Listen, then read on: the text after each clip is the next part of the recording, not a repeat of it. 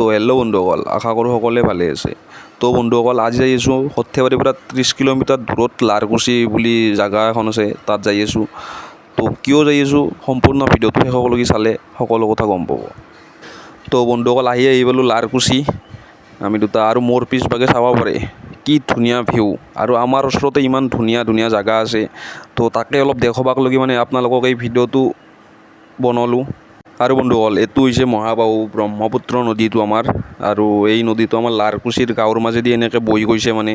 তো মই অহা নাছিলোঁ এই জেগাখনত, মোৰ লগৰজনে কৈ আছিল বোলে বলকচোন তাতে যাওঁ। তো আজি আহিলোঁ, আৰু আহি কিনে মানে পৰিৱেশটো বহুতেই ভাল লাগছে। গধূলি টাইমত বহি মানে ইমানেই ভাল লাগে। তো এবাৰ যাই পোৱা নাই যদি যাই চাব, মাত্ৰ সৰ্থেবাৰীৰ পৰা 30 কিলোমিটাৰ দূৰত হয়, মুগদিছ চাইডেদি সোমাই যাব লাগে।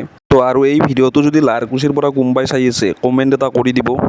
আৰু বন্ধুসকল, গধূলি টাইমত তাতে গ'লে মানে ভিউটো মজা হ'ব। তো গ'লে কেতিয়াবা গধূলি টাইমত যাব, বহি মানে অলপ টাইম বহি খুবেই ভাল লাগে। তো বন্ধুসকল, বেছি দেৰি নকৰি আজিৰ ভিডিঅ'টো ইমানতে শেষ কৰোঁ। যদি ভাল লাগে ভিডিঅ'টো শ্বেয়াৰ কৰি দিব, আৰু ভিডিঅ'বিলাক লাইক কৰি দিব বন্ধুসকল সকলে। তো আজিলৈ ইমানেই, ধন্যবাদ। লগ পাম নেক্সট এটা ভিডিঅ'ত। Tata, bye bye.